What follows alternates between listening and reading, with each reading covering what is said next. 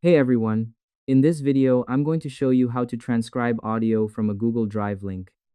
Let's get into it. First, get your link ready. Go to your Google Drive and find the sound file you want to use. Right-click the file, choose the sharing option, and make sure it is set so that anyone with the link can see it. Copy the link to your clipboard. You need a clear link so that the tool can reach your file and listen to the words. It ensures your recording is ready for the next move. Next, choose a simple transcription tool.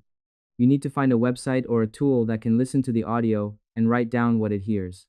There are many free tools that work right in your browser. Open a new tab and look for a website that offers audio to text services. Look for a spot on the page that asks you to paste a link or upload from Drive.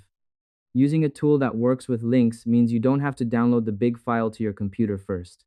It keeps your work fast and saves space on your device. Next, paste the link and start the process.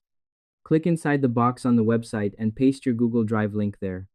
Select the language being spoken in the audio and then hit the Start or Transcribe button.